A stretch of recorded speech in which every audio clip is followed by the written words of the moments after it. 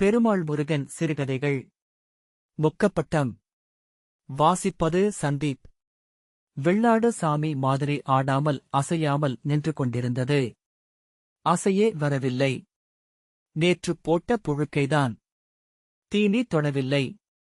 ஓடித்துப் போட்ட போவசரந்தழையை மோந்து கூட பார்க்கவில்லை. நீர்த்தண்ணியைக் கண்டால் ஓடோடி வரும் வெள்ளாடு அந்தப் பக்கமே திரும்பவில்லை. சீராயி வெள்ளாட்டைத் தொட்டுப் பார்த்தாள். காதுகளை லேசாய் ஆட்டியது. வயிறு பொட்டுக்கூடையாட்டம் பம் மென்றிருந்தது. நிறைந்த சினை. வெறும் வரடா இருந்தாலாவது கறி போட்டுவிடலாம். இது இருசுறு. 4 குட்டி போடும். பிள்ளை போல பின்னாடியே சுற்றிக் கொண்டிருக்குமே. கல்லின் மேல் உட்கார்ந்து மடியில் தலை புதைத்து அழுதாள். சீரா, ஏ அழுவுற? வெள்ளாட்டுக்கு அப்படியேதான் இருக்குதா? ஆமாக்கா. கொஞ்சங்கூட அசையே வல்லரு. பொங்காட்டுச் சக்கரையான் இதுக்கு தழ கொடுப்பானாமா? அத ஊத்துனா அசையிலேயே அத்தனையும் வந்திரும். போய் வாங்கியா போ. சும்மா தொட்டு தொட்டு பார்த்தா எனத்துக்காவும். மூக்கைச் சிந்திக் கல்லில் தடவிவிட்டு எழுந்தாள். கலைந்த தலையை கையால் கோதி முடிந்தாள். இப்பவே போரணக்காது பூங்குட்டியாய் வந்த வெள்ளாடு. ஆட்டுப்பால் கொடுத்து வளர்த்தது. பூனைக்குட்டி மாதிரி எந்நேரமும் காலடியிலேயே சுத்தும். தின்னாத பண்டம் கிடையாது. சோறு, வெங்காயம், மிளகாய் எது வாய்க்கு சிக்குகிறதோ அது. கொஞ்சம் ஏமாந்தால் போதும். வீட்டை உருட்டிவிடும். ராத்திரிக்குக் கீழே படுக்காது. சீராயி படுக்கும் கட்டில் ஓரத்தில்தான் படுக்கை. முதல் ஈத்து போடும் வரைக்கும் அப்படித்தான். மான் மாதிரியான குட்டிகள் போட்டது. 4. நல்ல வர்க்கம். எத்தனை குட்டி போட்டாலும் பால் கட்டும். தீனி மட்டும் குறையாமல் வைக்க வேண்டும். சொஞ்சம் வயிற்றுக்கு போதவில்லை என்றாலும் உயிர் போகிற மாதிரி கத்தும். வெள்ளாடாட்டமா இருந்தது. குதிரைக்குட்டிதான். அது போனால் வீட்டு லட்சுமியே போனார் போலத்தான். சாமி, ஆண்டவனே, ஊட்டுக்காட்டு மினிச்சாமி வெள்ளாட்டுக்கு ஒரு குறையும் வராம நல்லா பண்ணி கொடுத்தரப்பா. இந்த விருசப் பொங்கலுக்கு ஒரு கெடா வெட்டிப் புடரன் தெரியாம செஞ்சிருந்தாலும் நீதானப்பா பாத்துக்கோணும். மனசுக்குள் வேண்டிக் கொண்டு ஓடினாள். காலையிலிருந்து ஒரு வேலை கூடச் செய்யவில்லை. வெள்ளாட்டைப் பார்த்தது போல உட்கார்ந்திருந்ததுதான். ஒரு வாய் நீர்த்தண்ணி கூட குடிக்கவில்லை. கண் இருட்டிக் கொண்டு வருகிறது. பெருந்தனக்காரர் வீட்டுக் காடுகளை வெட்டக் கூப்பிட்டிருந்தார்கள். அவள் எதற்கும் போகவில்லை. போனா போவுது. வெள்ளாடு நல்லாயிருச்சுனா போதும். என்னங்க, சக்கரையான் இருக்குதுங்களா? எதுக்கு சீரா? எங்க வெள்ளாடு அரிசிய தின்னுடுச்சுங்க. நேத்துல இருந்து அசை கூட போடலேங்க. எப்படிப் பாக்காத ஓட்டுக்குள்ள வரந்தென்னி ஒட்டரு. இது கைப்பாடா வளர்ந்த குட்டிங்க. நான் ஒரு துப்பத்தவ. ஊட்டத் துறந்து வெச்சுட்டு தண்ணிக்குப் போயிட்டேன். வரதுக்குள்ள பூந்திருச்சுங்க. எவ்வளவு தின்னிருக்கும்? ஒரு படி அரிசிக்கு மேல இருக்குங்க. அதும் கொட்ட கொட்டையா வித மாதிரி கூப்புனு அரிசிங்க. அட சனியனே! கூப்புனு அரிசி மனசன் தின்னாவே ஒவ்வொரு வெந்து பொறுமிக்கும். வெள்ளாடுன்னா கொன்னாலன் கொன்னுருமே, அதாங்க. சக்கரையான் ஏதோ தழ கொடுக்கமாமா. அவன் 2 நாளைக்கு முன்னாலதான் லாரிக்குப் போனான். அவன் இறங்கறதுக்கு 10-15 நாளாவுமே. உங்களுக்கு ஆருக்கும் தெரியாதுங்களா? வேற ஆருக்கும் சொல்ல மாட்டானே. சீராய்க்கு நெஞ்சை அடைத்தது. கண்ணைக் கட்டியது.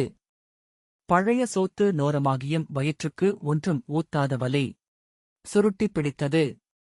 தலையைக் கையில் பிடித்துக் கொண்டு உட்கார்ந்தாள். சீரா, என்ன ஆச்சி? அட எந்திரி. அவள் உலுக்கினாள். நெற்றி முழுக்க வேர்வை படிந்தது. நரம்பு பட்பட்டென்று துடித்தது. கொஞ்சம் தண்ணீர் குடுங்கலு. தண்ணீரை வாங்கிக் குடிக்க கிறுகிறுப்பு நின்றது. தலையை ஆட்டிக் கண்ணை திறந்தாள். அட இதுக்குப் போயி இப்படி உழுவர? சக்கரையான் இல்லாட்டி என்ன? எங்கப்பந்தான் இவனுக்குச் சொல்லிக் கொடுத்தது. எங்கப்பம் போடற பாடமெல்லாம் இவனுக்குத் தெரியும். அவர்னோல முடியல. அதான் இவனுக்குச் சொல்லிக் கொடுத்தாரு. வளவுக்குப் போனா இருப்பாரு. வாங்கிக்கிட்டு வா போ.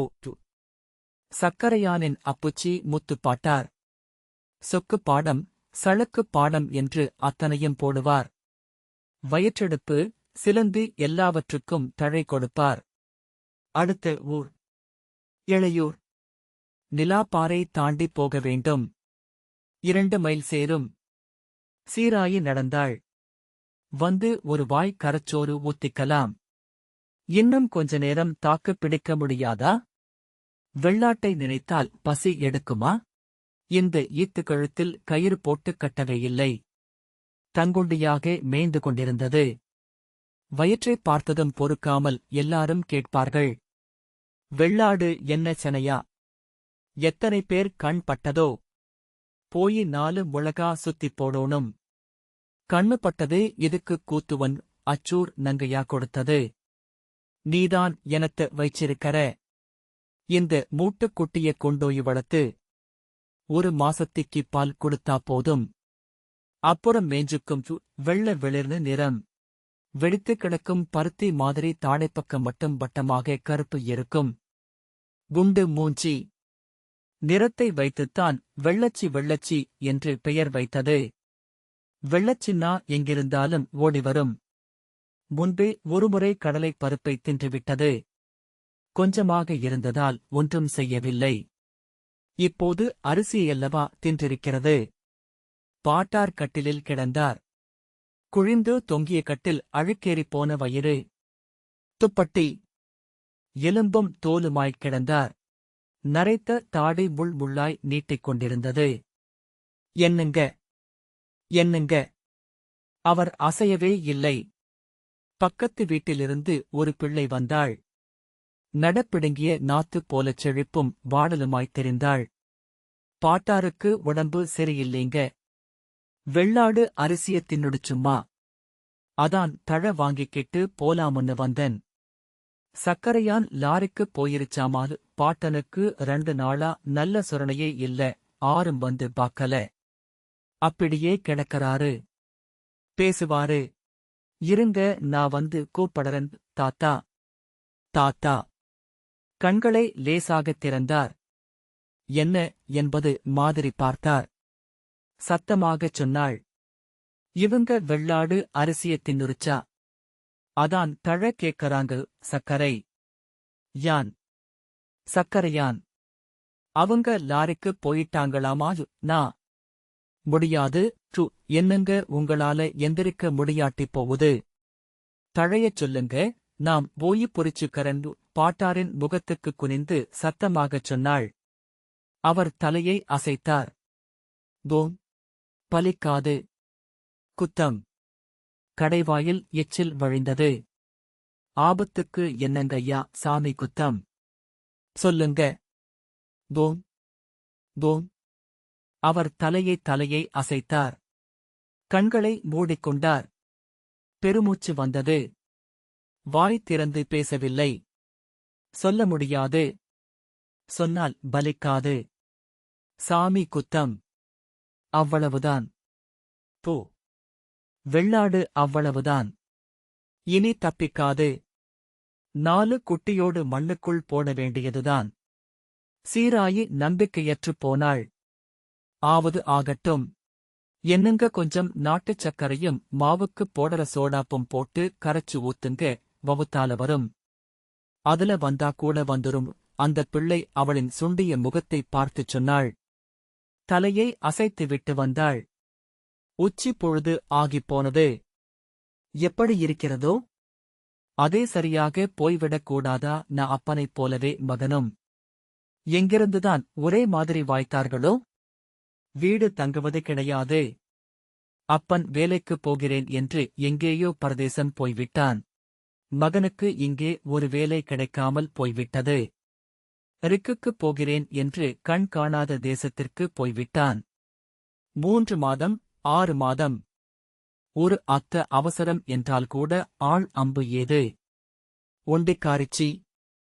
கடையில் 1/4 கிலோ நாட்டுச் சர்க்கரையும் ₹1 சோடாப்பம் வாங்கிக் கொண்டாள். இதை எப்படி ஊற்றுவது? முத்தானை வரச் சொன்னால் கோட்டை கட்டி ஊற்றிடுவான். ஆட்டு வியாபாரம் செய்பவன்தான். ஆடுகளுக்கு தண்ணீர் போட்டு பழக்கம். முத்தான் மத்தியான வெயிலுக்கு இதமாய் வேப்ப மரத்தடியில் கட்டிலை போட்டு தூங்கிக் கொண்டிருந்தான். ஓ என்னக்காயு அந்த வெள்ளாடு அரிசிய தின்னுருச்சு பயா. நாட்டுச் சக்கரையும் சோடாப்பும் கரைச்சு ஊத்தோணும். கொஞ்சம் வர்றையா? போய் இருக்கா? வர்றன். வெள்ளாடு படுத்திருந்தது. என்று அனத்தல் சத்தம். வயிற்றைத் தொட்டுப் பார்த்தாள். வயிறு உப்பிப் போயிருப்பது போலவும் தெரிந்தது. நன்றாக இருப்பது போலவும் தெரிந்தது. சினை வெள்ளாடானதால் வயிறு வித்தியாசம் தெரியவில்லை. எழுப்பிவிட்டாள். பின்னங்கால்களை தூக்கிக் கொண்டு முன்னங்கால்களால் மண்டி போட்டது. அதற்கு மேல் எழ முடியவில்லை. ஐயோ முனியப்பா! தூக்கிவிட்டாள். காலெல்லாம் கொரக்குழி புடிச்சுக்கிடுச்சே. எஞ்சாமி, என்னைய விட்டுட்டு போயிருவியா? உன்னையக் காப்பாத்தலான்னு எங்க போனாலும் எனக்கு மொக்கப்பட்டமாவே இருக்குதே. சுவரில் முட்டிக்கொண்டு அழுதாள். முத்தான் வந்திருந்தான். இன்னும் கரைக்கலியா? இதாயு கரைத்துக் கொண்டு வந்தாள். கழுத்தில் தாண்டுகால் போட்டு வாயைப் பிடித்துக் கொண்டான். கோட்டையை கடைவாய்ப் பக்கமாக திணித்து ஊற்றினான். வெள்ளாடு துள்ளவில்லை. சக்தி இல்லை. பம். மெல்லமாய்க் கத்தியது. ஐயோ பயா! எப்படி இருந்த வெள்ளாடு? கத்தறதுக்கு சத்தில்லையே. அக்கா, இந்த வைத்தியமெல்லாம் ஒண்ணும் சுத்தப்படாது. ஆட்டோர்ல மாட்டாஸ்பத்திரி டாக்டர் இருக்காரு. போய்க் கூட்டியாந்து பாரு. அரிசிய தின்னதுக்கு சீக்கிரம் கொன்னுரும். சென வெள்ளாடு. சிம்பிளா வெச்சாலும் 6 நோட்டுக்குப் போவோம். காசு எவ்வளவு கேட்பான்? சும்மா வருவானா? 600 ரூபா முதலு. 100 ரூபா செலவானா போவது போ. எந்த இடத்துல ஓடு. ரோசா கணக்கிட்ட. ராத்திரி முழுக்க பொட்டுத் தூக்கமில்லை. கண்ணே மூடவில்லை. கட்டிலில் படுத்தாலும் தூக்கமே வரவில்லை. சித்த நாளைக்கு ஒருமுறை வெள்ளாட்டை வந்து பார்ப்பாள். புழுக்கை போட்டிருக்கிறதா, அசை போடுகிறதா என்று. லைட்டை பிடித்துக் கொண்டு பார்ப்பது. படுத்திருந்தால் எழுப்பி விடுவது. நின்று கொண்டிருந்தால் படுக்க மாட்டேங்கிறதே என்று புலம்புவது. இந்த டாக்டராச்சும் வருவானோ என்னமோ. ஆட்டூர். சீமை வாதநாராயணன் பூக்கள் சிவப்பு சிவப்பாய் இறைந்து கிடந்தன. சிமிட்டிக்கல் வீடுகள். அழுக்குச் சேலையும் செம்பட்டை தலையும் புழுதி மூஞ்சியுமாய் அந்நியமாகி நடந்தாள். ரோசா கடையில் விசாரித்தாள். கை காண்பித்தார்கள். என்னங்க ஆறுமா அது? மொட்டைக்கட்டையோடு ஒரு ஆள் வந்தார். நெடிய உடம்பு. சீமைக்காளை மாதிரி. என்னமாறு? வெள்ளாடு அரிசிய தின்னுருச்சுங்க. கொஞ்சம் வந்து பாக்கறீங்களாலு? எவ்வளவு அரிசிமா? ஒரு படிக்கு மேல இருக்கும் இடம் எங்க? ஐயோருங்க. சரி, முன்னால போ, நான் வர்றன். ஒரு கேஸ் வந்திருக்குது. நாம் போவோனும் என்று இறைந்து கொண்டே அந்த ஆள் உள்ளே போனான். அவள் முன்னால் நடந்தாள். போன ஈத்து 4 குட்டி போட்டது. 3 கேடா, மூடு 1. முனியப்பனுக்கு ஒன்றை வெட்டிவிட்டு 3 குட்டிகளை 1200க்கு விற்றாள். அதில்தான் வீட்டுக்குச் சுவர் வைத்து ஓலை மேய்ந்தது. இந்த வருஷம் எப்படியும் ஓடு போட்டு விடலாமென்றிருந்தாள். ஓடு போடாவிட்டால் போகிறது. வெள்ளாடு நல்லாகி வந்துவிட்டால் போதுமே. கையில் காலில் சுத்திக்கொண்டு கிடந்தது. உசுரோட வாரிக் கொடுக்கத் தாங்குமா? இன்னும் எவ்வளவு தூரமா? அந்த ஆள் சைக்கிளில் வந்தார். அவள் ஒதுங்கிக் கொண்டு சொன்னாள். அந்த வாதனாராம் மரத் தெரியுதில்ல, அந்தக் கொட்டாய்தான். இருங்க, வரன். அவர் முன்னால் சைக்கிளில் போனார். அவள் போவதற்குள் வெள்ளாட்டைப் பார்த்துக் கொண்டிருந்தார். வயிற்றைத் தட்டிப் பார்த்தார். வாயைப் பிடித்துப் பார்த்தார். ஏம்மா சென வெள்ளாடாட்டம் இருக்குது. இது தாங்காதும்மா. சரி, எங்கிட்ட ஒரு மருந்திருக்குது. இத ஊத்தரன். நாளைக்கு கரட்டூரு மாட்டாஸ்பத்திரிக்கு கொண்டார முடியுமா? நடக்காதுங்களே. சரி, நாளைக்கு ஒரு 11 மணிக்கு அங்க வா. டாக்டர் இருப்பாரு. கையோட கூட்டிக்கிட்டு வந்துர்லாம். நீங்க டாக்டர் இல்லைங்களா? நான் கம்பவுண்டரு. சரி, கேஸ் சின்னதா இருந்தா நானே பாத்தரலாம்னு வந்தேன். இந்த கேஸ் எனக்கென்னமோ நம்பிக்கை இல்ல. எதுக்கும் நாளைக்கு வா பாப்பம். சரிங்க, டாக்டரை பாக்க வர்றப்ப வெறுங்கைய வீசிக்கிட்டு வராத. அவரு வெளிக்கேஸெல்லாம் அவ்வளவு சீக்கிரத்துல பாக்க வரமாட்டாரு. நான் சொல்றேன். கையில் 50 ரூபா பணத்தோட வாசு. சரி, இந்த மருந்துக்கு காசு கொடுமா. அப்புறம் கூழத் தவற ஒண்ணும் வெக்காது. ஒண்ணும் குடிக்கவே மாட்டேங்குது. குடிச்சா கூட வெக்காத. அரிசி உள்ள போயி ஒரு காத்த உண்டாக்கிப்புடும். வவுத்துல ஓட்ட போட்டுத்தான் அதை எடுக்கோணும். டாக்டர் வரட்டுமுனு பாப்பம். சரிங்க. மருந்துக்கு எவ்வளவு பணங்கள்? 20 ரூபா கொடுமாறு. 20? இதே கம்மிம்மா. உனக்கொனுதான் 20. வீட்டுக்குள் போய் சட்டியில் தேடி எடுத்து வந்தாள். 12 ரூபாய்தான் இருந்தது. இவ்வளவுதாங்க இருக்குது. மிச்சத்த நாளைக்கு வரும்போது சேர்த்திக் கொண்டாந்துரு. என்ன வாங்கிக் கொண்டு அவன் போய்விட்டான். பொழுதிறங்கிய நேரம். வெள்ளாட்டை போய் பார்த்தாள்.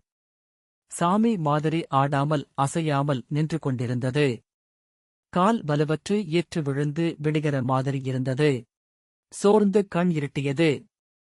வெள்ளாட்டுக்குப் பக்கத்தில் உட்கார்ந்து சுவரில் தலை சாய்த்தாள் அவள். புதிய நம்பிக்கை, மே 1993. இந்த வாசிப்பை கேட்டதற்கு நன்றி.